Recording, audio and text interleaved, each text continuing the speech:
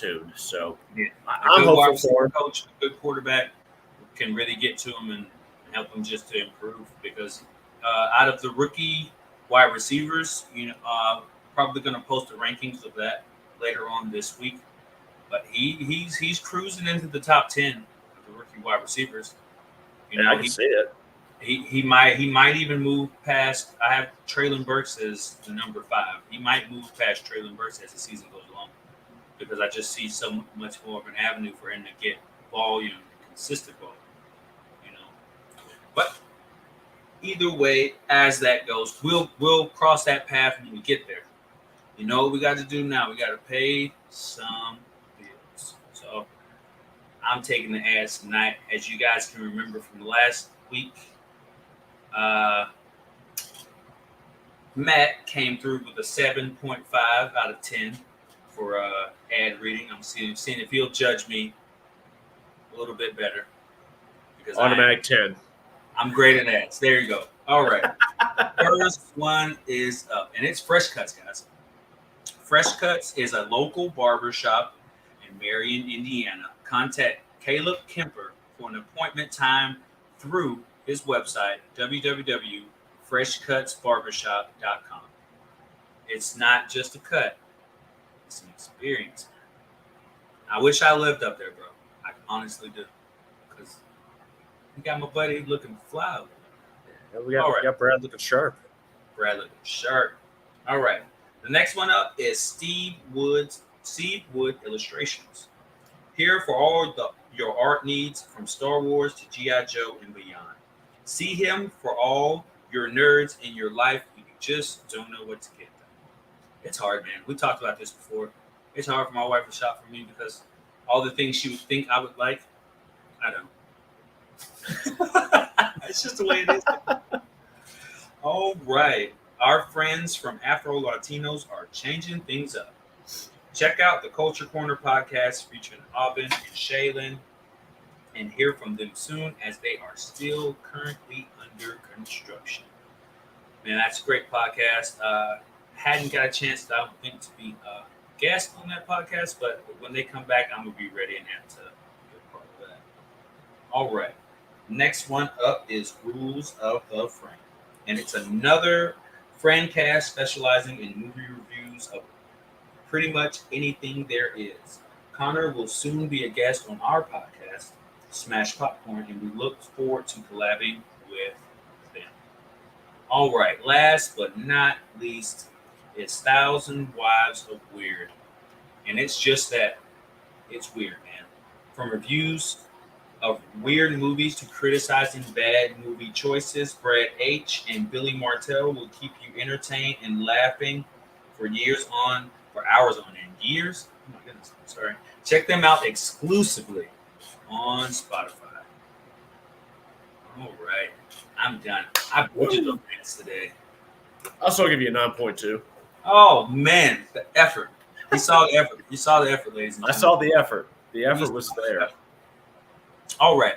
So, we're going to bring a couple of new segments into the fold.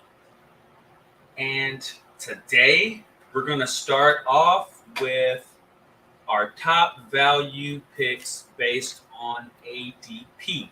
Now, I'm going to leave the floor to you first, Matt.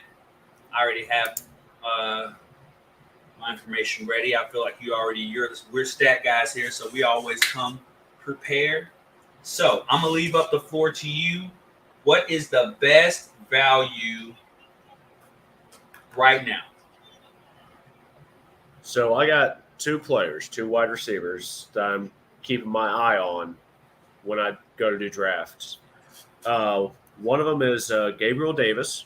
Mm-hmm. Right now, his ADP is 69 in standard fantasies. He's number 29 in wide receiver. That was last week. Mm-hmm. He rose up a little bit this week to 52 ADP for standard fantasy leagues and number 22 wide receiver. But with Josh Allen performing the way he has been for the past few years, and I don't know if you saw the one drive he played in this past week, I'm hopeful for Josh Allen. He's got a lot of weapons around him, and I think the one that's going to benefit the most is Gabriel Davis. Don't get me wrong, Stephon Diggs probably still the number one receiver in Buffalo right now, but with Gabriel Davis, his projections right now is 62 receptions on 105 targets. Could be better. I'm hopeful that that margin is a little closer once the season starts and ends. But he's projected to have 916 yards receiving, 9 touchdowns for a stat line of 206.9 points. Now you look at his stats from the past couple seasons. Last year, 35 receptions on 63 targets, 549 yards, and 6 touchdowns. Not impressive, for a season long. However, there were games where he showed up and he was a difference maker, not only for Buffalo but for those that had him on their fantasy teams as well. Then you look at his 2020 stats: 35 receptions on 62 targets, 599 yards, and 7 touchdowns. Pretty much a mirror image. You look at it, it's real consistent. But yeah, if Josh Allen performs the way that he has the past couple seasons, I think he will benefit the most out of it. And I'm talking over the talents of Stephon Diggs, Dawson Knox, Devin Singletary, James Cook, Zach Moss, so on and so forth. I can probably list a whole lot more. But I think that's a great spot for Gabriel Davis. And if you can get him, let's see, that would probably be the 12-team league, like 5th round-ish. Yes. That's a good spot for him. You're not overreaching. And if he happens to fall later, pick him up as soon as possible. Definitely. Okay. Was that the first one, Gabe Davis? Yeah, that was my first one. I'll let you go real quick, and then I'll touch on my second one. Okay. It has to be a mixture for me. I was looking around. I was picking. I think I was probably in the 6th round, and I was looking for a lot of value, and there weren't any real running backs that I've been willing to take right then. And I noticed a trend. I kept seeing 2 players around the lower end of the 6th round, and they were, the first one was Juju Smith-Schuster, and the second one was Hunter Renfrow. And Hunter Renfrow is currently right now wide receiver 34. He's going at around the end of round 6, the beginning of round 7. And you look at Juju Smith-Schuster, who's wide receiver 27. And I had to look at the value potential. It's not really a lot of determined, like, surefire threats for target share in Kansas City outside of Travis Kelce. So I kind of lean more towards picking up Juju Smith-Schuster, but also you have to look at it with Derek Carr. And Hunter Renfrow's stats from last year just really kind of tipped the scale for me a little bit. In 2021, he played all 17 games, mind you. 2020, he played 16 games. He played all games for the last 2 seasons, right? Last year he had 128 targets, 103 receptions, 1,038 receiving yards, 9 touchdowns. Okay, now average receiving yards, average reception was 10.1 yards. It was about a 1.5 down from the prior year, right? So when you look at that, not really any rushing, only had 1 fumble, 2 fumbles in his entire career. There's value there right there. There's a lot of value. Yes, they do have Devontae Adams, who was, for all intents and purposes, a target hog. But he was probably the only consistent player with those targets. So Mm-hmm. And you know how Aaron Rodgers trusts his players. Not to make this too long. I think Derek Carr will not move too far away from what got him to where he's at, but I do feel that the number 3 target getter will most likely be Hunter Renfrow, and there is a path. It shows that he has a path to consistent play. So a better ADP value, getting him at the end of the 7th, the beginning of the 7th round, I could pass on Juju, and I could still get talent that will produce pretty well fantasy-wise. Because I don't know what Juju's going to have because he's hurt. He had a couple bad years in Pittsburgh. You don't really know what's left, but he is very young. He's only 25 years old, so it's a toss-up. But if I had to take 2, those would be my 2. But Juju for other reasons, because he does have one has a better floor, which would be Hunter Renfrow. But Juju Smith-Schuster has a higher ceiling of potential, meaning that he can play outside and inside.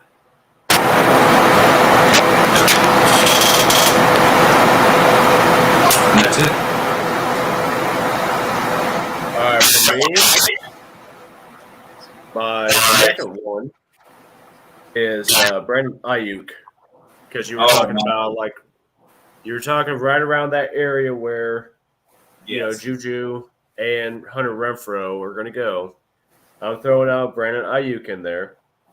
Reason being is because kind of the same reason, that Hunter Renfrow is in. He's going to be that number 3. Brandon Ayuk is probably going to be that number 3 target because you figure you got George Kittle. Granted, we don't know what George Kittle is going to be like this year. I mean, he was kind of injured last year, kind of fighting the injury bug the past couple of years. You still have Deebo Samuel. Their running back situation, they have a lot of them. So you got Trey Lance. He's been impressive in the preseason so far. I look for him to distribute the ball a little bit more, and I see Brandon Ayuk kind of going above and beyond compared to the past couple seasons. Because last year he started. It wasn't as great as his rookie year in 2020, but last year 56 receptions, 84 targets on 826 yards, and 5 TDs. The year prior, he only played 12 games that year, but he had 60 receptions on 96 targets, 748 yards, and 5 touchdowns. I feel like, he will, kind of play a lot better this year because last year in the preseason, he did have a hamstring issue, and I think that kind of messed with his season a little bit. So I'm hopeful, and I'm thinking that there's a lot of value where he's going to fall in the draft, and whatever draft you guys do. I think he'll relish that moment and just kind of perform a lot better the way he did last year, especially with Trey Lance. If he's as consistent in the season as he has been in the preseason. Okay, so with that being said, not to rush you on a little bit. Okay, so would you rather have Brandon Ayuk or Alan Lazard, who is the clear number 1 in Green Bay? I would take Alan Lazard. Okay. I would take him over that. Or take him over Brandon Ayuk. Would you take Brandon Ayuk or Christian Kirk, seeing what you've seen in last week in the preseason with their extended start? I would feel more comfortable taking Brandon Ayuk. And the reason being is because, I don't know. I still feel like Christian Kirk is a little overpaid. Mm-hmm. He can do good things. He can do great things, but I don't think he'll do as well as in Jacksonville as he did in Arizona. Okay. Let me give you 2 more. All right. Brandon Ayuk or Amari Cooper? Ayuk. just because of the QB situation in Cleveland, that raises a lot of red flags and question marks as far as Amari Cooper's season. Okay, one more. Brandon Ayuk or Devontae Smith?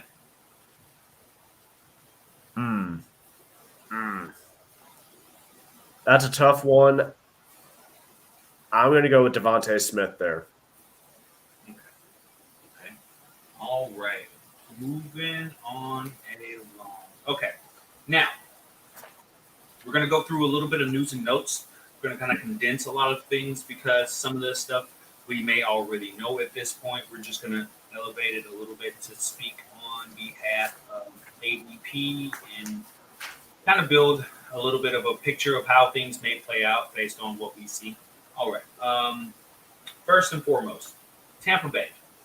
There's been a lot of news, buzzworthy stuff, maybe in some people's ears, but everything's relative to football when they're talking about football players, right? So here we are.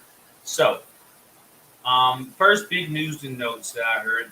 It's been confirmed by Dana White and Rob Gronkowski that Dana White was trying to prop back in 2020 when Tom Brady left New England. Dana White was propositioning a deal to try to get Tom Brady and Rob Gronkowski to come play with the Raiders. Now, what reportedly made the deal no good was the fact that John Gruden just messed it all up. I'm Shocker. Just messed it all up. So that was the weirdest part of the day, especially after the owner of the Raiders, Las Vegas Raiders, came out saying that he had no knowledge of what was going on. He was taking no part in it. And that probably has a lot to do with what just happened in Miami with them trying to do the same thing with Tom Brady. So it's kind of crazy how this comes out after the fact. But we all know that as far as what we've heard from Twitter and things of that nature in regards to how tampering is not really a governed thing in the NFL, which is kind of crazy to me because the NBA has it, so does baseball. There's legal tampering, illegal tampering days, but this is just one of those crazy things that happens, and that it's not crazy, it's normal. It's one of the normal things that happens that nobody knows about, and it's just being pointed out because there's been previous emphasis on it. Will anything come from it? Who knows? Ron Gronkowski is retired, so there's not really much they can do to him, so it only leaves it up to Tom Brady. Speaking of Tom Brady, did you see the videos of him coming to training camp for the first day? I did not see them, but I did hear about them. Yes. Yeah. It's giving the double finger and the DX symbol, from Triple H and oh yeah. I was going to say the glory days of early 2000s WWE wrestling. Yes. So, what do you feel? How do you feel about? I'm not even going to talk about the news of him supposedly being on hiatus to be on The Masked Singer because that has nothing to do with fantasy football. It's just crazy news. But anyway, how do you feel about Tom Brady, particularly his how much production or lack thereof we have, seeing how basically their whole offensive line is injured right now? Dude, it's rough. Like, just when you think that it couldn't get any worse, Murphy's Law says it will get worse. There you go. So, that offensive line, it's going to be just plugging pieces in all season long. And, Jay and I talked about it before we started tonight. And, he brought up the 2015 Patriots and how with them they had 32 different lineups for their offensive line. And, if you look back at that season, it wasn't a bad season for the Patriots overall. They went to the AFC Championship, I believe, and they did lose. Mm-hmm. And Jay, go ahead and read off the stats while I look at the Patriots season overall that year. Uh-oh. I'm going to have to go back to it. Look at me. I'm so unprepared. Oh, that's okay. Oh, wait. I Just actually get do have fired. it. All right. Yes. Nah. For 2015, Tom Brady's stats for 2015. He had 4,770 yards passing. He had 36 touchdowns, 7 interceptions. And the most important part of this whole sequence is his passer rating was 102.2, which is zero point 0.1 points better than it was last year. And that was a career year as far as passing yards and quarterback efficiency, completion percentage. His average depth of target did drop tremendously, but I also think that that will actually help him to be able to speed up his grandfather clock. That's my one. But because he has the receivers that will help him in that regard. Um, Mike Evans somehow lazily slips in between coverages. Um, if we get a healthy, rejuvenated Chris Godwin, he's pretty seamless. Like there's no way you can keep him on the line because he makes his own line. Seems like you have Russell Gage in the slot, Cameron Brate, you can run that seam route like nobody's business. You may not be able to do much else, but you can do that. So, what do you think? Who do you think will benefit the least from this situation? Who do you think will benefit the most? Before I get into that, going back to that 2015 team for the Patriots, they did lose in the AFC Championship to the Broncos, Mm-hmm. who won the Super Bowl that year. So Lazy. they That went was 12. lazy arm Peyton Manning's year. Yeah, and Peyton will even come out and say that that defense carried him across the finish line. So Yes, he was throwing the football with a pool noodle for an arm. yeah, literally. Yeah, But I think I I think think. that Okay, I'm sorry. no, go ahead, go ahead. I think Tim Tebow could have won the match championship. Ooh, hot take, Hot take. hot take. But That's no, how much he did not do for their team that year. Tim Tebow. yeah, I mean, you're not wrong. Like, I mean, I'm not a we'll have Gators to get into fan, that. and this is not me getting up on my soapbox and ranting about it, but there is no way me being a GM bringing a guy who's just as was old as John Elway when he won the championship. Granted, they won the championship, but they didn't win it the first year.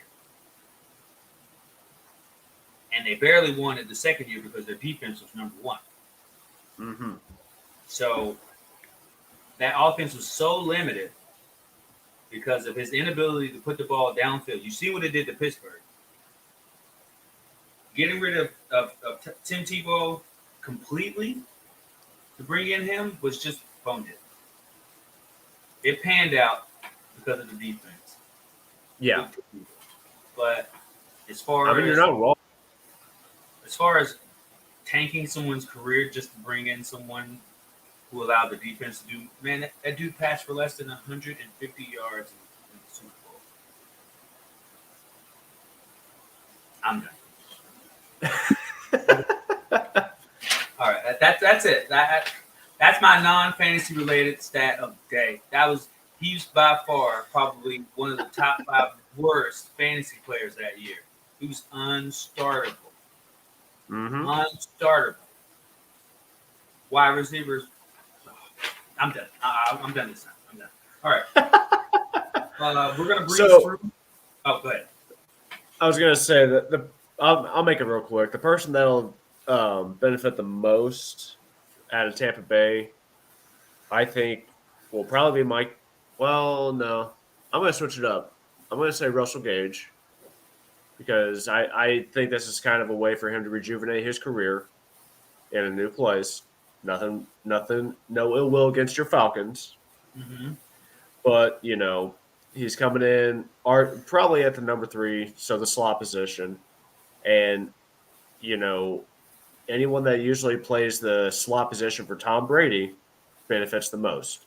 Now, Yes, obviously, the one that's it's going to hurt the most, I got to say Leonard Fournette. and And I haven't looked at his ADP lately, but I I'm about know to tell you. with that offensive line, with the injuries that are going on right now on that line, it's going to hurt Leonard Fournette the most. And I hate that because he went to Tampa Bay last year, and he kind of saw, like, I don't want to say like an improved Leonard Fournette, but a new Leonard Fournette as opposed to when he played in Jacksonville. So We're gonna I, give you I hope I hope he can rise to the occasion, but we'll see. right now. He is at on NFC. I like NFC. It's National Fantasy Championship. Uh, who I run a lot of the stats through there because you can update week to week to see how much they rise and fall in a particular span of time. So from the 16th of this month till today, his ADP right now has him as RB 13. His ADP is 22.3. So it's in the first round, rolling into the beginning of the second round, maybe mid second round.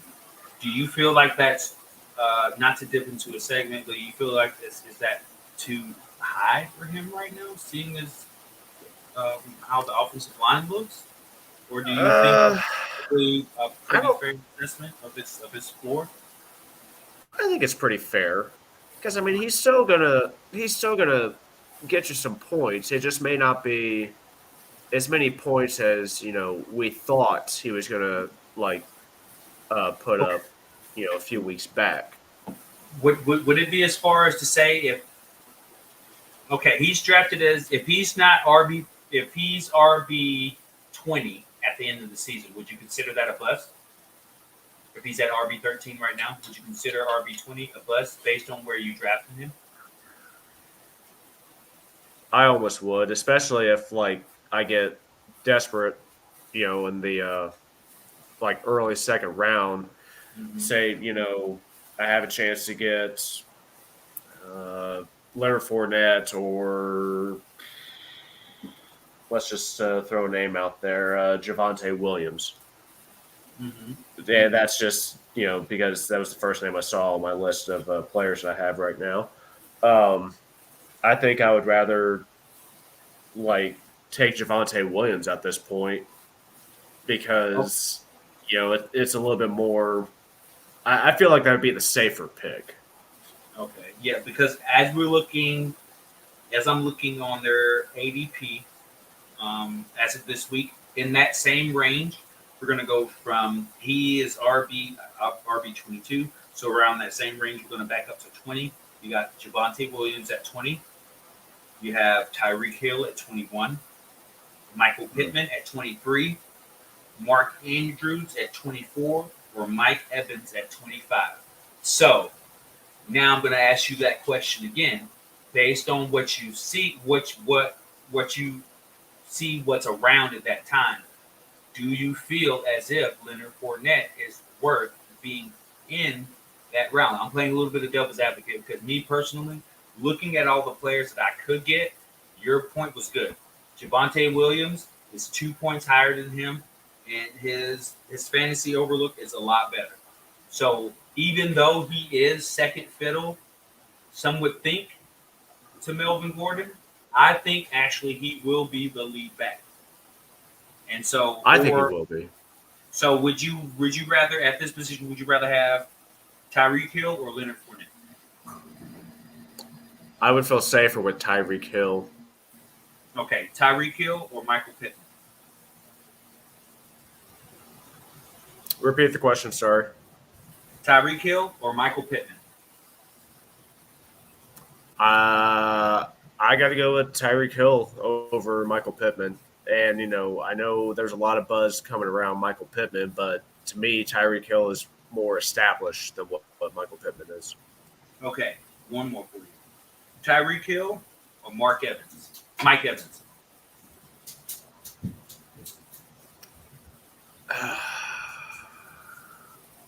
I would say Mike Evans, honestly. And I can tell by the way you look when you're making that decision. Your decision was based off the quarterback, wasn't it? Not even so much that, honestly. I think it's like Mike Evans is one of those guys that, I feel like he's a little undervalued. He kind of falls under the radar sometimes, not always. But because he's so like quiet, reserved, you don't really hear a lot about him. He just goes out there and plays ball, and then next thing you know, he just gets you, let's just say 20, 25 points, and you didn't expect it out of him. It's just like that's what I based it on, really. Okay. Well, okay. All right. Let's get into the part that we really want to talk about. I'm gonna breeze through a couple things just to put this out there in you guys' ears. I'm going to take a little small break and ask you guys, all that who are listening to our podcast, we ask that you like, rate, and subscribe. We're available on just about any podcast platform, whether it be Apple Music, where you can leave us a review and rate us on Apple. Spotify, you can like and subscribe on Spotify, Stitcher. I'm losing my brains here today. Anywhere you get your podcast, Google Podcasts. Come on, guys. You guys got to like, rate, and subscribe. We give us some likes. Yes, give us some likes. We love to be liked, man. We love to be liked. All right. I'm going to run through a couple of news and notes just to kind of put a couple things out there so you guys will know. Damian Pierce of the Houston Texans sat out with the starters last week. He is presumed to be day one starter. His ADP as of on CBS is 83. His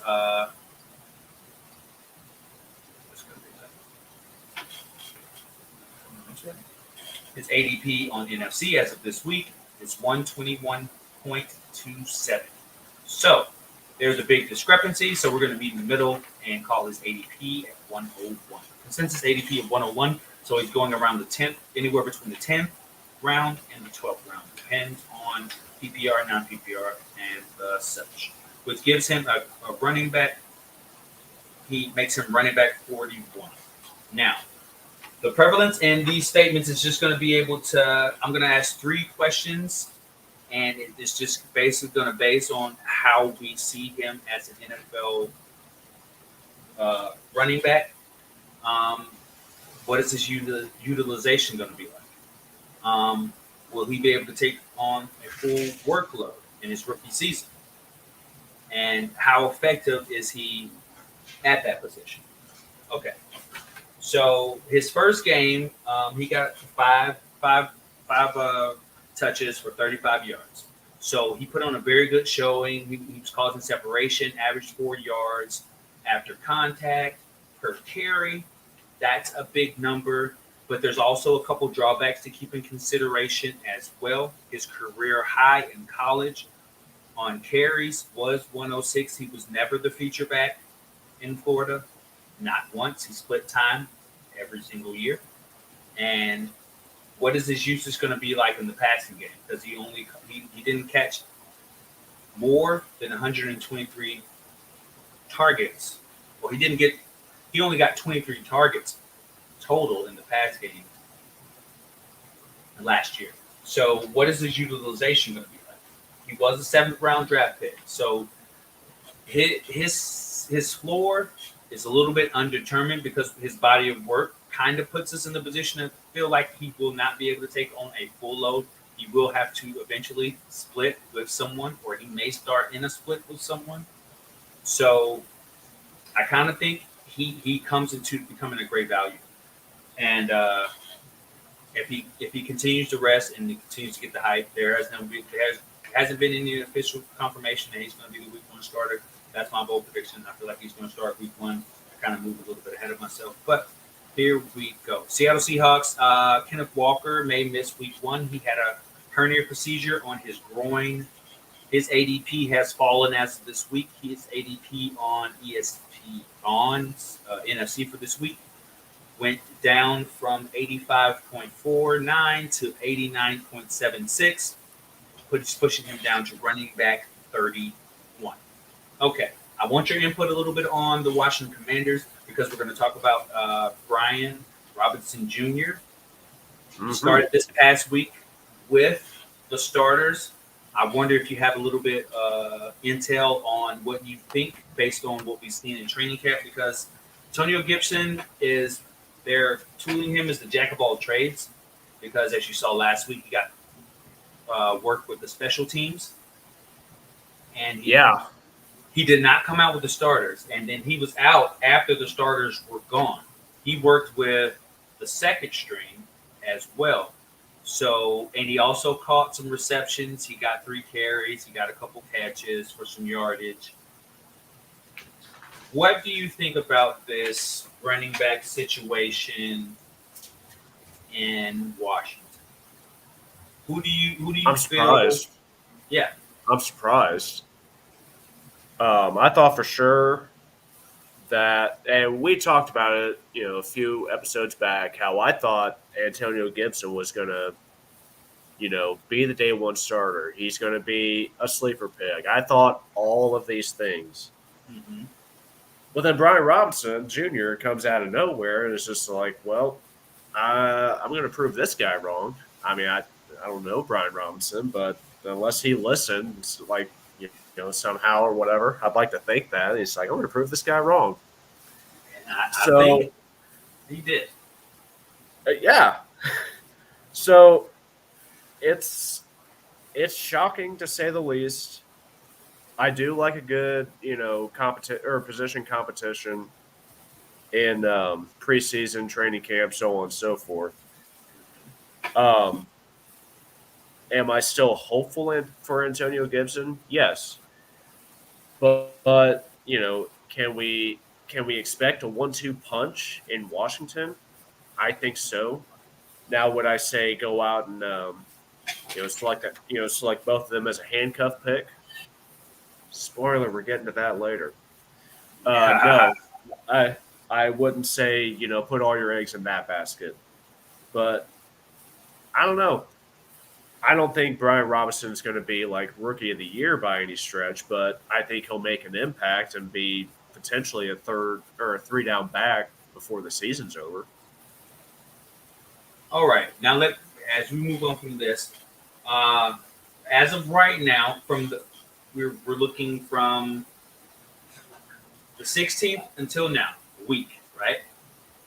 As of a week, the ADP for Antonio Gibson has him as running back 27, going with an ADP of 82.53, so somewhere around 8.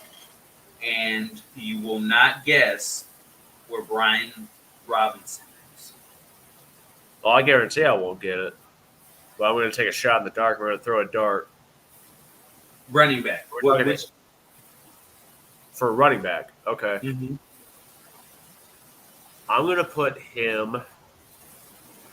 I know I'm going to be way off on this, but I'm going to put him with how he's been performing. I'm going to put him at running back 40. Pretty close. Running back 42 at a ADP, average ADP of 121.09. So you were almost there. That's what I'm talking about. But that is the potential in the sleeper conversation. But that is something that I'm looking forward to seeing, because there's a clear pattern to him getting the starting job. And we've seen it before. You come to training camp and you blow the socks off of somebody. You open a couple people's eyes. You get some chatter about yourself. You continue to consistently do it in training camp, through practices. Now they're doing joint practices, so you get to see how you stack up against other defensive lines. You've been playing a lot of first strings, playing a lot of second string. They've had Antonio Gibson catching passes. How would that affect his ADP when it comes to J.D. McKissic when J.D. McKissic gets back? Because J.D. McKissic is the pass down back. Will he become the change of pace back? Will it be a running back by committee? because there's a lot of intel that still shows that he may be the starter, or he just may get Cordell Patterson type numbers because he's going to get numbers from special teams. He's going to get numbers from catching. He's going to get he's going to get some split reps. So I'm not so certain we're ready just to throw him off to the wayside, but I obviously know that he is not worth that pick. And let me state this again. I do not believe Antonio Gibson is worth an 8th-round pick as of right now. He's a late round flyer, round 12. I would honestly boldly switch these two around because I feel as if it's going to be Brian Robinson's starting job to lose. I like it. And that's where I'm going to leave that. All right. You ready to talk about my Falcons and the Jets? I am, actually. So, all right. Well, I'm going to let you have the floor, and then I'll cover some of the Jets numbers. I'll let you talk about your Falcons. So, on the day, what day was that game? Was it Sunday? Monday night. It wasn't Monday night. Mm-hmm. I work weekends, so like most games, like I catch, some games I miss. So sometimes my days just kind of run together. So passing wise, we saw Mike White starting. Mm-hmm. Then after a few series, he went 12 of 17, 90 yards. Then we bring in Chris Streveler. I hope I'm pronouncing that right. Chris Streveler. Yeah. 8 for 11, 119 yards. You know who I did not see? Who? Joe Flacco. Yes. I did not see Joe Flacco on that field. So granted, I don't want to read too far into it, but my thought process is, my starter's out, Zach Wilson. Mm-hmm. Mm-hmm. I kind of want to get my backup, presumably, Joe Flacco in there to get as many reps as possible. So, obviously I don't want him to play the whole game, but I want him to, get real comfortable with the starters for week 1. So, is it going to be Joe Flacco? Is it going to be Mike White on the week 1? Time will tell. Breece Hall, 4 carries for 1 yard. Not good. Garrett Wilson, he had 3 targets for 3 receptions for 15 yards. Apparently, 2 of those receptions were well-contested catches. So, I don't know. I'm hopeful on Garrett Wilson. I'm hoping that, once Zach Wilson comes back and we see both him and Garrett Wilson connect, we see some good things. But, you obviously still have Corey Davis and Elijah Moore to deal with. Mm-hmm. So we'll see what happens in that Jets organization come, week 1, week 2, so on and so forth. But I want to talk to you about your Falcons. Okay. All right. Well, we on offense in the first half particularly, I felt like we played very well. But I also feel like we got to kind of see what kind of quarterback Marcus Mariota is going to be, at least at this point in the season, because his stats were pretty good. I'm not even going to lie. He played. Let me look. Marcus Mariota played 15 first-string snaps. Okay, so out of those 15 snaps, he was 6 for 10 with 132 passer yards, 1 touchdown, a quarterback rating of 137.5, and a 12.3 yard average depth of target. Now, these stats are kind of skewed a little bit because, as we previously stated, he was playing the backups, second string. So he was literally playing backups, which was probably half the games we saw over the weekend was a mixture of some starters, some backups. Some teams played all backups. But what we get from that is the target share. We get to see how well, particularly Atlanta, moves the football, how they utilize players. We saw a running back up committee approach. There are a lot of calls to draft Damian Williams. I don't feel like I saw enough from Damian Williams to actually probably put a late round flyer on him. If anyone, spoiler alert, I think Tyler Aguilar is going to move himself up into a more prominent role. And the reason I tell you why is his stat line. He's basically free. He's running back 50 right now, as of this week on CBS NFC. And he played with the first team. Damian Williams did get the first four snaps. What he did with it, not much. But when Aguilar came in, he was averaging about 4 yards. He got 6 rushing attempts, 6 carries, 17 yards, 2 missed tackles, averaged 4 yards after contact. He's showing a lot of the reason why we liked him coming out of college.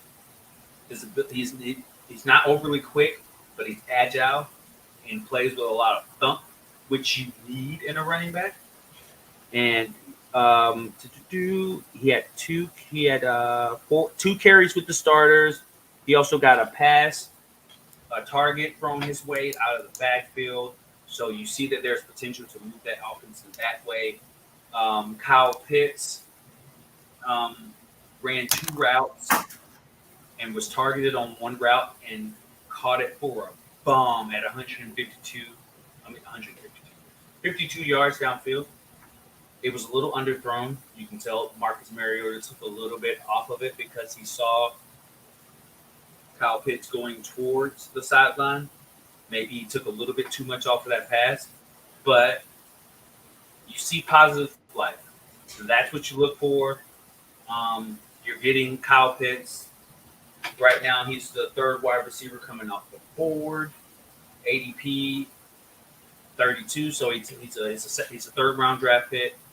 I wouldn't feel bad if you took him in the 2nd round, in mid to end of 2nd round, because I feel like he's going to overproduce the 2 guys that are in front of him. I know you know the 2 guys that are in front of him right now. One of them is named Mark Andrews. The other is named Darren Waller. So I really feel like, or Travis Kelce. Some people have Travis Kelce there. I honestly don't. Travis Kelce is maybe my number 5 guy right now, just because of him going into his 33 year. Mm-hmm. Not many tight ends produce that late in their career, especially not as high as level as number 3 or number 2. So I really feel like there's an opportunity for Kyle Pitts to reestablish the tier of tight ends and really put himself at the top by a significant margin, because I really feel like Marcus Mariota is going to lean on him a little bit more. I also like the fact that I saw the backups making catches. Parker Hesse had a catch. Anthony Fisker also had a catch from Desmond Ridder. So you got to see Desmond Ridder's arm, his accuracy, his ability to throw the ball pretty quickly. But I'm also going to fade on him for the time being, because I feel like Marcus Mariota has done enough in the preseason to solidify himself as the starting quarterback. And if he can methodically control the offense like he did, we may not always score touchdowns. We only scored 1 touchdown on 3 drives. We kicked 2 field goals. Our field goal kicker is very good. I'm not. I really feel like if I go in the 10th round and I go get Younghoe Koo, I don't think that's a bad idea. So, that's probably around the round you should take a kicker. Maybe some people take it later. But he is accurate. And I feel like he's going to be something to look forward to. Now, back to the Jets real quick before we move on. I liked Garrett Wilson's ability to catch those 2 contested catches and his route running. But he's right now stuck. He's wide receiver 3 right now on their depth chart. So that is a good sign. But I feel like for him to be effective, he's going to have to play. He's going to have to take the second job from Corey Davis, because as we look at it right now, he had 11 targets for 3 receptions and 15 yards. He's primarily an outside receiver, We're talking about Garrett Wilson and his competition for wide receiver 3 snaps, especially in the slot, is controlled by Braxton Brelos. He took 325 snaps from the slot. But you know who took the second most amount of snaps from the slot last year on their team? We're going to say Elijah Moore. No. Who? Corey Davis. He took 306 snaps in the slot. So that could be an interchangeable part. So who do you – now I'm going to ask you this question, and we're going to move on a little bit. Who do you feel has the most to gain? Because we're going to save Breece Hall and Michael Carter for our next to last segment, because that's going to be big. That's going to be a big conversation I got to have with you. I don't want to kind of spoil it right now.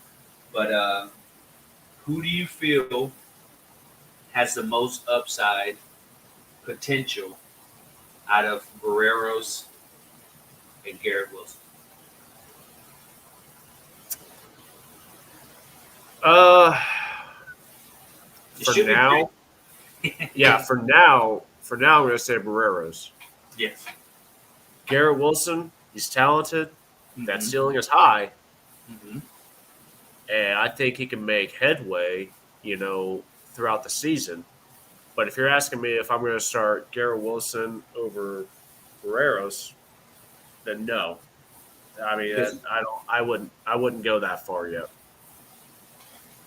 So, but basically, because if you look at it, he's wide receiver 3 on the depth chart. But the 3 people who sat this game, the 3 starters who sat the game were Elijah Moore, Corey Davis, and Braxton Barreros. So it's if you think to logic on what they said in the press conference about sitting majority of their starters, but they were allowing the rookies to play, was that their roles are already solidified. So it's going to be up to Garrett Wilson to take a spot. I think he can personally take Corey Davis's spot. I don't necessarily think he can take Elijah Moore's spot, because Elijah Moore brings a dynamic to the offense that him at this point right now, he can't match it. But I feel like he can match the production of Corey Davis, because Corey Davis didn't have the best season last year. Granted, Zach Wilson didn't have the best season last year either. So there's a tale to take, but some receivers can excel because they give their quarterback the best opportunity to have success. And I think that seeing how rangy Garrett Wilson is as far as catching contested bad balls, he is very good at it. He has a lot of range. You need wide receivers that make you look better. Corey Davis is not even going to try to make some of the dynamic plays that I've seen Garrett Wilson make with his excellent body control. Mid-air body control, being able to position himself to catch, some would call uncatchable balls, catching the ball at the highest point. I'm going to make a bold prediction right here, right now. I'm going to look at this. I'm going to look at his ADP right now, Garrett Wilson's ADP. I think I already have it written down. Garrett Wilson, no idea. All right. Oh, man. I thought I had it pulled up. I guess I don't. All right. We're going to go to NFC, my new favorite thing. I'll start using RotoWire, too. We're going to do some stat projections later on and some projected stats for a couple players. But hold on. Let me submit. All right. Garrett Wilson. We just talked. Wow. All right. He is wide receiver 54. Going 125th overall. Huh. He is okay. Lower than I thought. Exactly. So that goes back to our first. That's great draft value, but he has to make a place for himself. Being the number 3 guy, but he's a primarily outside wide receiver, he's going to have to find a way to get those reps. You're not just going to get those routes just by the little things that you've done. You just got to continue to excel. So, Garrett Wilson or MVS?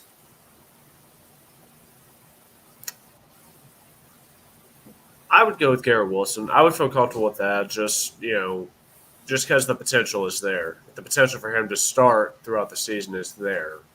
And I think once he gets there, it's going to be an impact. Garrett Wilson or Tyler Boyd? Tyler Boyd. You got a three-headed monster in Cincinnati, and I'd rather take one of those heads. And Joe Burrow is back at practice. One more for you. Garrett Wilson or Russell Gage? That's just who has their wide receiver 3 path. I would say Russell Gage. And I say that because you think he's going to take over the Antonio Brown role of last year. I think so, honestly, and which we'll get to later. But I just have a lot of concerns for Chris Godwin, and I mentioned it earlier as well. It's just he's coming off that torn ACL. I don't think he's going to be the same player as last year.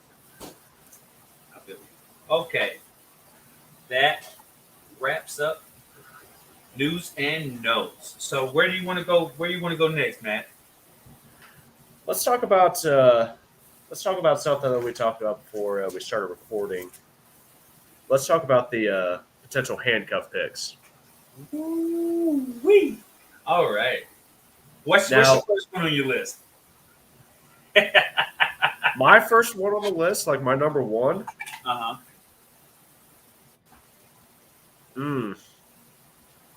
This one's going to hurt because with me being a Minnesota fan, and I feel like I'm going against my my gut here, but I'm going to go out and say it's from Green Bay. I'm going to go with Aaron Jones and AJ Dillon. There you go. I feel like that's the best option for handcuff picks. Do you want to hear do you know what their coach said yesterday at training camp? Yeah, lay it on me. I know it's going to make me cringe a little bit, but lay it on me. He said he sees Aaron Jones and A.J. Dillon as 1A and 1A. He sees a lot of potential in both, and he's going to find ways to work to get the most out of both. So I see a 50-50 split. I see a 50-50 split. He says he has two of the premier running backs in the league. Two of the best running backs in the league. Now, that might be just coach talk. Yeah. Well, it's, coach them up, hype them up. I get it, but it's tough to hear. Yes, it's tough to hear on both sides unless you feel because we have to look at their stars for pass catchers, presumably in this offense. Even though the emergence of Romeo Doubs, they also have Christian Watson, they have Sammy Watkins, Alan Lazard, Randall Cobb, who's had Robert Tonyan. But how effective were those two at their presumable jobs last year as being rushers and pass catchers? Now, right now, we're looking at Aaron Jones first, right? Mm-hmm. NFC has him as of this week as running back 10 going 17th overall. 17.5 overall. So we'll give him 17th overall. Yeah. And so we go, let's see how many spots down we have to get to A.J. Dillon. A.J. Dillon's 22nd overall. 22nd. RB22 going at 58th overall. So there's a big difference in round-wise and value-wise. He's RB11 now. He just updated. RB11 and RB22. So that's 11 spots difference. 3 rounds difference. So do we believe we have a true handcuff on our hands? Because of just looking at where they're going ADP-wise, there's a lot of value in going and drafting A.J. Dillon, presumably because you're figuring that you're getting the other half of the 1A. Mm-hmm. Do you feel Can we go back in time? When was the last successful running back tandem in the NFL? Was it Mark Ingram and Alvin Yeah, Kamara? yeah. I was gonna say Alvin Kamara and Ingram for sure. The only one I could think of, um, yeah, honestly, that's the one that's within the past five, 6 years. That would probably be the one that works out the best. I mean, yeah, you have a couple like last year. Well, no, 2 years ago. I feel like there was a lot of benefit to like Nick Chubb and Kareem Hunt, Mm-hmm. but I don't think it made as much of an impact as Kamara and Mark Ingram. This is supposedly, arguably, the best running back tandem of all time. Ronnie Brown and Ricky Williams. Do you remember Ronnie Brown and Ricky Williams? Cadillac. Oh yeah, I was gonna say that was what, Cadillac Brown. mid 2000s. Yeah, mid Yeah, 2000s. That yeah, was whew. Okay. We're gonna go on a little spill real quick. Try to put you back in guys high up. school days. Yeah, try to put you guys up to date on what we're talking about right now. So we're looking at running back tandems as far as being able to get a handcuff. A handcuff, just in case people don't know, is we have a running back that for whatever reason, whether it be injury history or the number two outperforming the number one in certain situations, or just basically based on running back committee approach. Some, like we know the 49ers, have done that in the past. They have gone running back by committee. As much as Buffalo hates to say it, they sometimes run running back by committee because their quarterback also runs the ball. So we're looking at the best value at these two positions. I mean, at the running back position, and looking at A.J. Dillon and Aaron Jones, you look at something of old, something that the NFL kind of moved away from, having two premier backs. But they have the luxury right now, one already being paid and the other one on a rookie contract. So you can run it out until you have to pay the other. The last one I believe that was most effective in recent history was Tevin Coleman and Todd Gurley. Yeah, And we all seen how that ran out when Tevin Coleman's contract came up. Did they re-sign him? No, they let him walk. nope, they did So not. he's gonna. I think AJ Dillon's gonna be out there to prove his worth. So I really feel like he will overperform. So I'm picking him as the best value out of the two. And I would say that you can't go wrong with either drafting AJ Dillon or Aaron Jones. You can't go wrong. A couple honorable mention handcuffs before we move on to our next ones. Dalvin Cook, Alexander Madison, of course. Yes, Uh, Ezekiel Elliott and Tony Pollard. Tony Pollard. Uh-huh. Um, this one's a stretch because the number two doesn't get as much playing time as much as I feel like he should. But I'm going to go with Jonathan Taylor and Nyheim Hines, Mm-hmm. just because Nyheim Hines is, in my opinion, decent back out of the backfield for receptions. So yeah, but I would honestly say AJ Dillon and Aaron Jones takes the top spot there. I'm gonna pivot a little bit, and I'm gonna give you two to kind of contest that. Brian Robinson Jr. and Antonio Gibson, because they both Yeah. potentially see playing time, so there could be potential for one to upstage the other. Javonte Williams and Melvin Gordon. I feel like there's, as far as Javonte Williams ADP, he's up to 18th overall, 18.49, and you can get Melvin Gordon at running back 39 at 112 overall. So there's a tremendous value. I don't know how much upside Melvin Gordon still has left, but I do know that Javonte Williams is not going to get all of the work in Denver.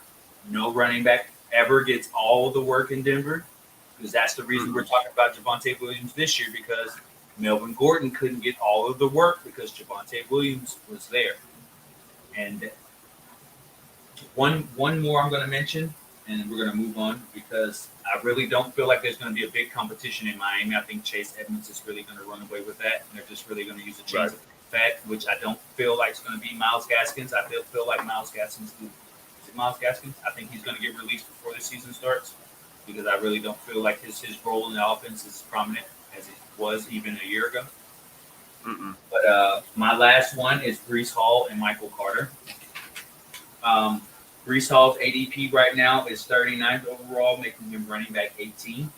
And Michael Carter's ADP is 115, making him running back 39. I feel like there's tremendous value for a player that Michael Carter, who's still presumably going to be the starter because he rested with the starters over the last preseason game. So I feel like, but I do feel like Breece Hall is possibly going to outwork him and push him to being a third down back. And because Breece Hall may get all the short yardage work and first and second down work as well. So I really feel like their value, where they're at as well, I feel like Breece Hall might be a little bit too high, because I feel like it's going to take him a little while to establish himself, because he's with a team that is also without their starting quarterback, who, in my opinion, did not play like an NFL quarterback last year. He played like he was still playing in college. So I think they're going to have to lean on that running game a little bit more until they get out of contention for the lead.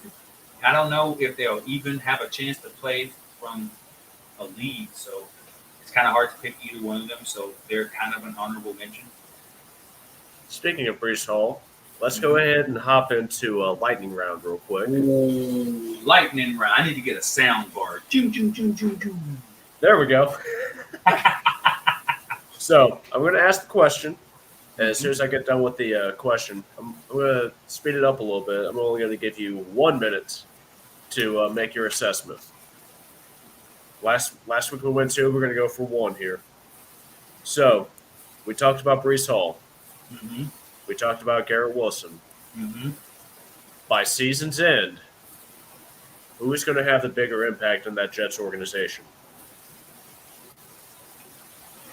I think Garrett Wilson, his ability to make contested catches gives him the opportunity to get on the field more and do more things with the offense. I feel like they're going to be passing more, they're going to be running.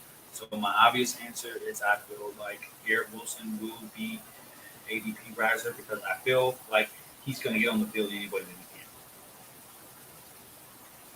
he can. Okay, I like it. Let's move on to one side note here. Seattle Seahawks, they have Geno Smith starting the game the other night against the Bears. Mm-hmm. So do you see Geno Smith being the starter, and for how long? I feel like he's going to be the starter. Let's take a second and look at their schedule. The Seahawks schedule is a little bit of a tricky one, and that will give me. Well, the first 4 weeks are not against the best of talent, so I give him possibly to week 4 to get himself in the position where he can either show where if he's a good placeholder or whether he needs to go home and sit down. So I feel like if they're 1-3 after the first 4 games, I feel like they're going to go to Drew Lock, but that's not a guarantee. All right. Got that one in 45 seconds. Good job. So the next 2, you know what, we're going to go 2 minutes on this one because it covers the same team. Okay. 2-part question about Buffalo Bills. With the talent that Josh Allen has, and with the way that they've built that team, is this the year Josh Allen gets that monkey off his back and makes a Super Bowl appearance and or wins Super Bowl? No. And I tell you what.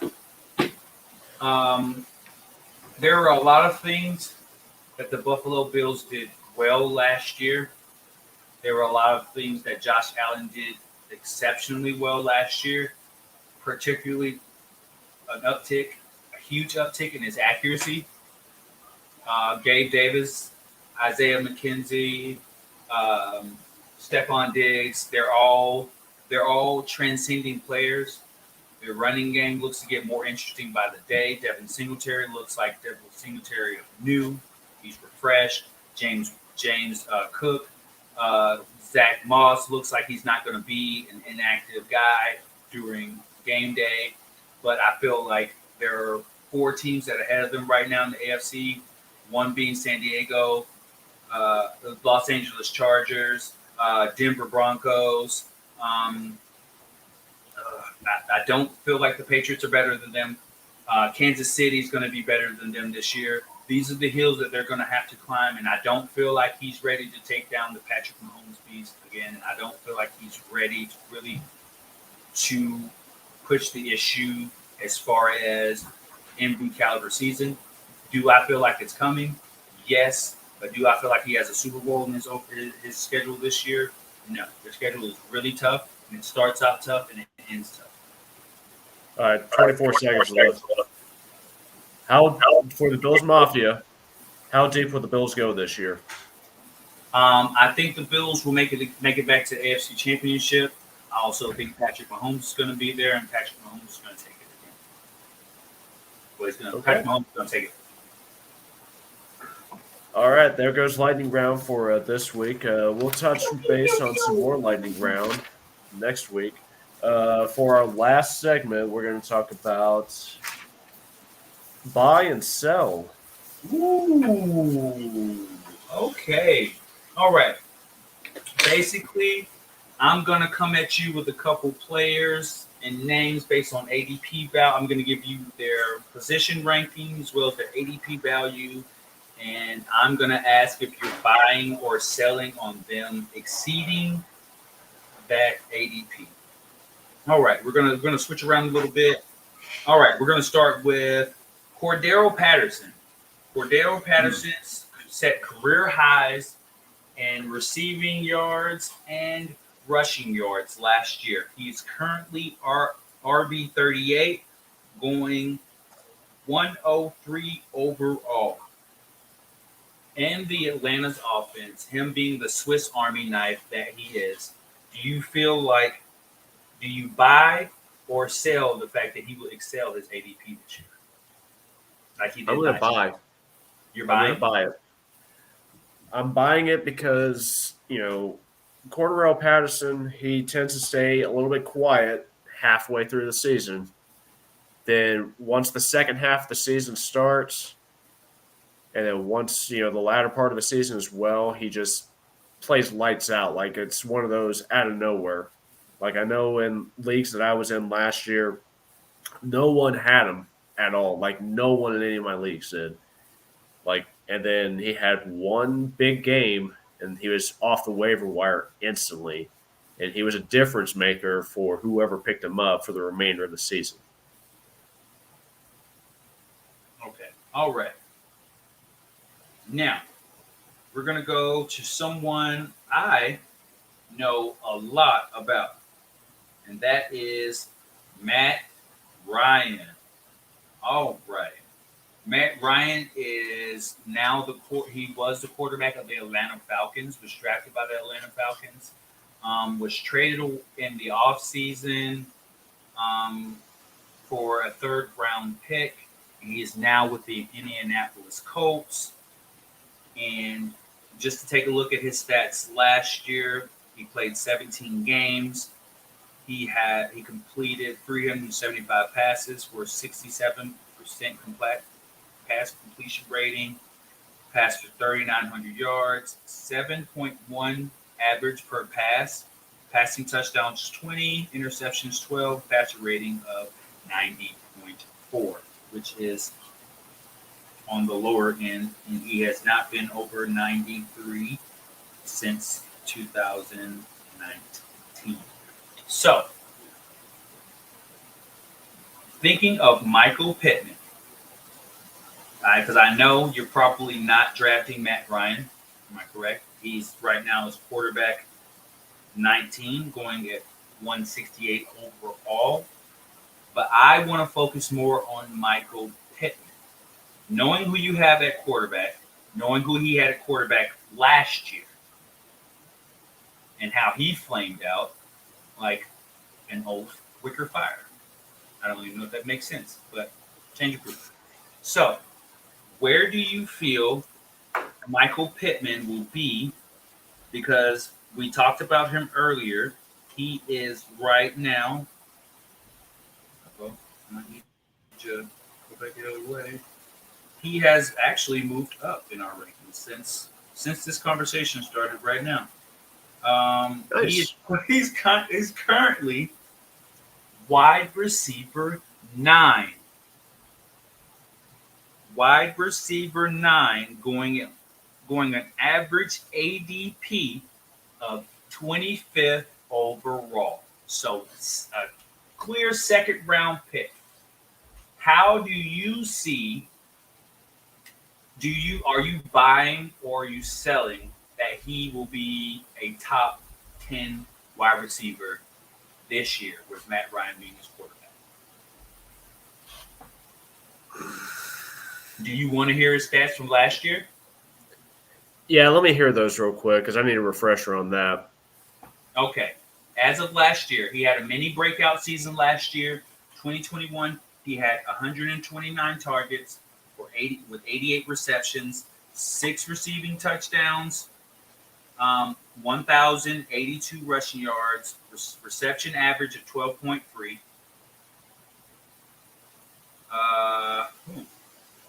He had actually had 44 rushing yards, average 88 yards per rush.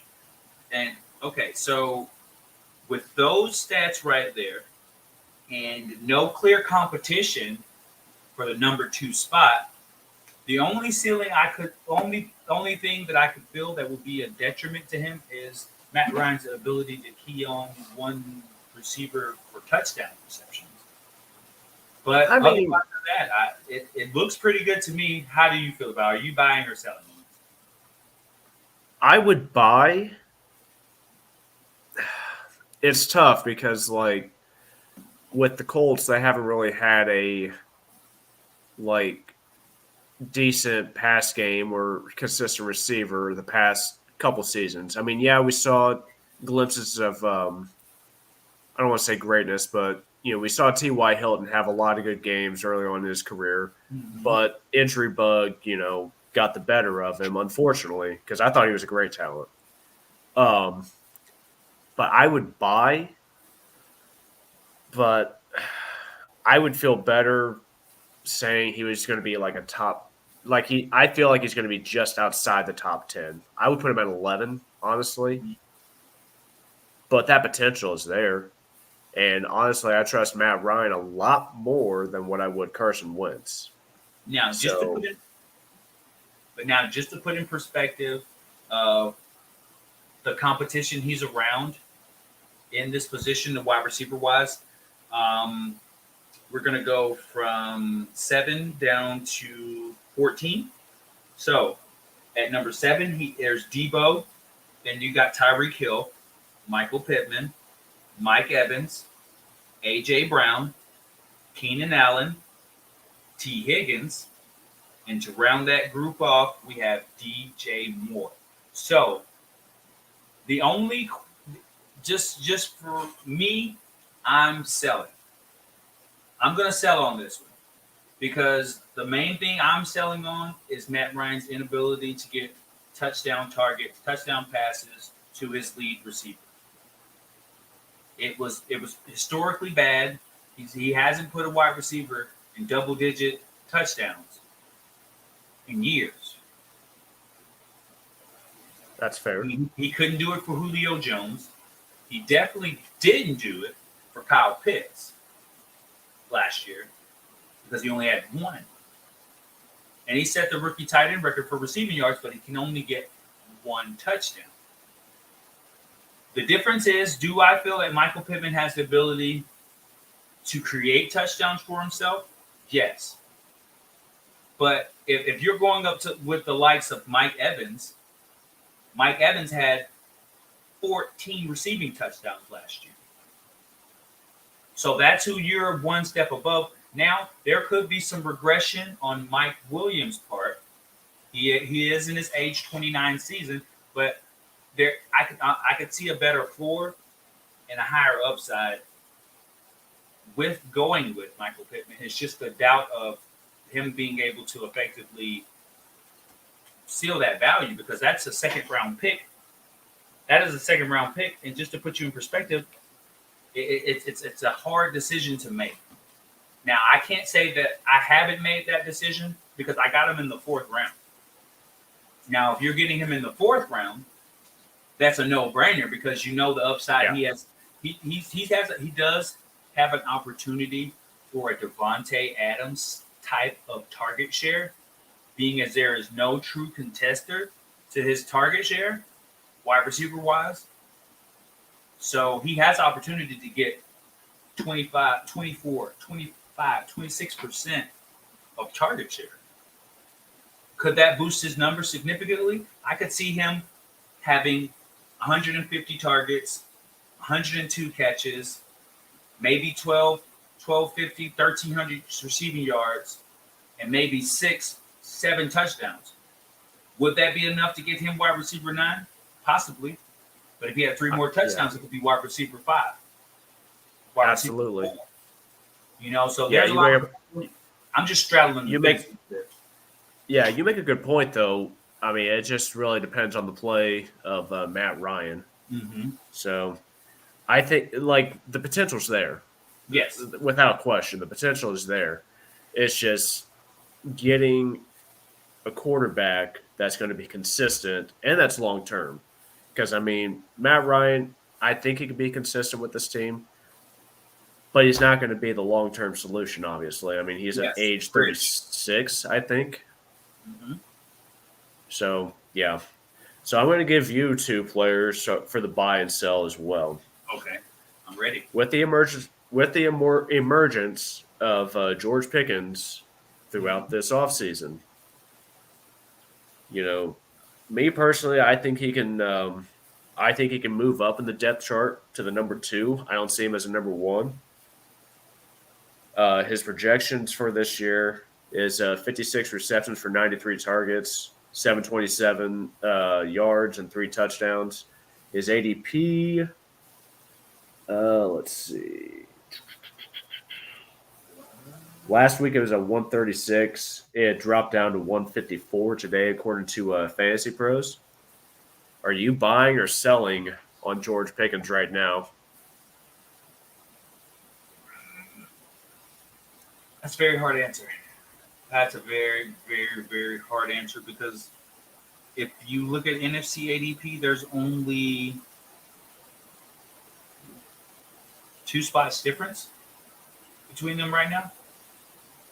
And I got to see a lot of him in Georgia, not as much as I would like because of injuries, but I got to see a lot of George Pickens' ability to pop the top of the defense, and also his ability to route run. His route tree is not that extensive, but he's fluid in his movements and his motion and getting in and out of cuts. It's pretty good. But Claypool is pretty good too.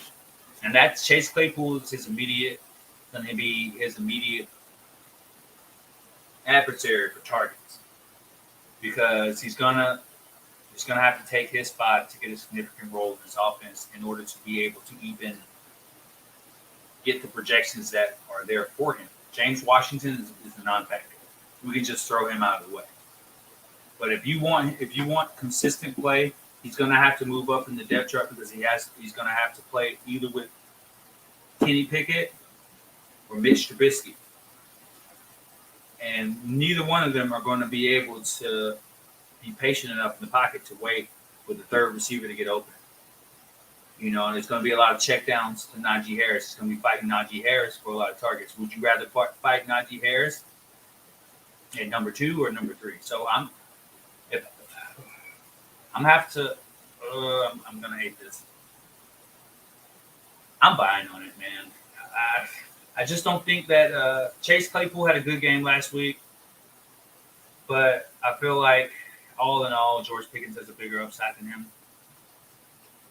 I've seen him play in Georgia. I've seen his potential. I think he's going to take. He's another my bold prediction. I feel like he's. I'm buying. I'm buying in on George Pickens.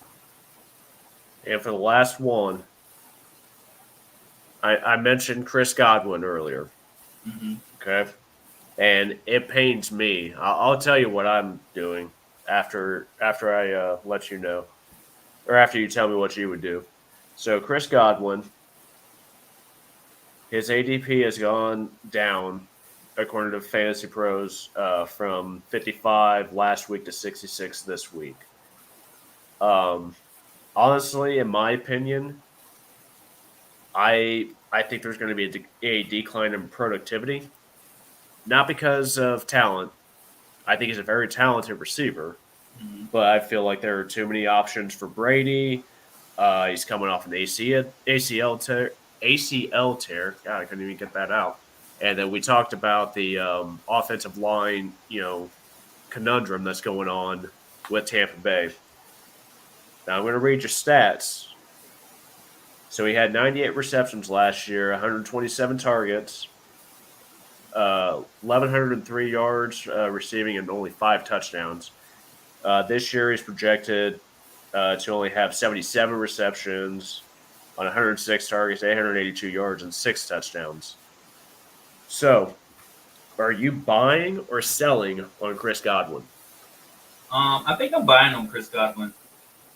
Just the tail of the tape kind of gives you the impression that he's going to be ready for week 1 and that he's going to be somewhat involved in week 1. Will he be involved on a week-to-week basis? We've seen in Tampa Bay, we've seen with Tom Brady. Tom Brady is not the kind of guy to key in on any specific guy on a week-to-week basis, but he's going to get his targets. And if he's healthy and he's moving around, because at the beginning of training camp, he wasn't even expected to be ready until possibly week 3. And now the hype is around him being ready in week 1. I think I'm going to buy in on it a little bit, but I am cautious. And his ADP is just at that spot where you feel like you're really not taking a big risk. 58 overall for a wide receiver that could potentially win you quite a few weeks. I'm taking a chance on it. If we get people taking chances on Christian McCaffrey at number 2 overall, I'd be crazy not to take advantage of this in late round 5, early round 6, picking up a potential guy that could change my league drastically. That's fair. I think I'm buying. I was going to say with me, I was selling because obviously you are not high. Okay, I'm going to see just how low you are right now to end our show. I'm gonna go through the list, and I'm gonna see how low you actually are on Chris Godwin. All right. It's not that I'm like low on him. It's just I'm concerned. Like every time I think about it, it's just like, man, like even with each like mock draft I've done, it's just like, man, what like do I take him? And it's just like, why not make it? He improved. He hasn't played more than 14 games in a year. We know this. Yeah. But when he's in the game and he's doing his thing, he is one of the best guys out there. Oh, absolutely. Absolutely. That okay. Goes without saying. Like no question about it. It's just like there are too many questions outside of Mike Evans and Tom Brady with Tampa Bay, just because of everything that's going on. That's why I'm That's why I'm concerned. But let's go ahead and do what you were going to say. Okay. Chris Godwin or Michael Thomas? I would take Chris Godwin just because he's played, within the past couple of years. Okay, they're back-to-back, 30 and 31. Okay, Chris Godwin or Elijah Moore? Elijah Moore or Joe Flacco? Do what? Oh yeah. I would. Yeah, no doubt about it. I would take Godwin. Okay. Chris Godwin or Adam Thielen? I got to go with Thielen. Okay. I got two more for you. These are going to be good. Okay. Chris Godwin or Brandon Cooks?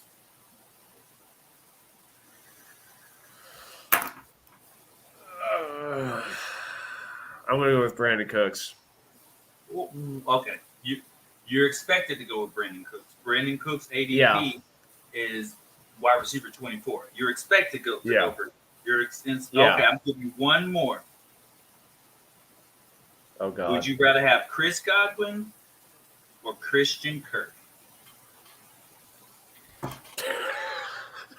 Godwin, Godwin.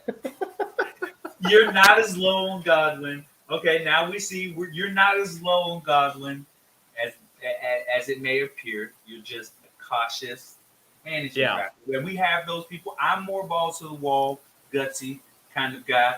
I'll take chances, and that's why I play in multiple leagues because I know sometimes the chances I take won't necessarily pan out. But I'm taking him in round 6, and I'm putting him if he's not a week 1 start. I go wide receiver heavy draft. I go 0 RB in 90% of the drafts that I do. So I'm going hard at wide receiver and in those dead zones where running backs really aren't around until like round 6, maybe round 7. You can get a Kareem Hunt, J.D. McKissick. Even later rounds, I can still get Brian Robinson. I'm going for these. I'm going for Christian Kirk. I'm going for Devontae Smith. I'm going for the likes of Brandon Ayuk, Alan Lazard, maybe even a late stash of Robert Woods. These are kind of guys that will get you over the hump in certain situations, even if they're just flexes. You know, I'm not taking all of them, but if they come around and I see Hunter Renfrow, Amari Cooper, and Devontae Smith on the board, I'm going to go with Devontae Smith, or I'm either going to go with Hunter Renfrow. You know, those are the guys that week to week, you know what kind of floor they're going to give you. And so I'm willing to take a chance on him, obviously because he has wide receiver 12 potential, top 12 potential. right. If he can see the field and if he can consistently see the touches, I know it's not going to be super consistent because Tom Brady loves to sprinkle around to give everybody a little bit of love. He's that Matt Ryan style, but he's just better at it. He's just better at getting people love. I'm sorry, I'm taking shots at Matt Ryan today. But, You're good. I get it. But that's the things that I look for, and I hope today we gave you guys some insight. We ran a little bit long, but we had a lot of things we had to get to today. Do you feel like we did a good job today, Matt? I feel like we did, but it's up to the viewers, you guys out there, to let us know how we did. Yeah, let us know So, if we're giving you good advice or we're just blowing smoke. well, for you, quite literally. It's my last dad joke of the day, man. I swear. But all right. All right. I'll Well, we're going to wrap this up, guys. We had a lot of fun with this episode. Hopefully, you guys got the info that you needed. We're going to sign off for now, and we'll see you next week. I'm Matt. And I'm Bugman Jay. And this has been Jocks of All Trades podcast. And catch you guys on the flip side. Get you guys on the flip.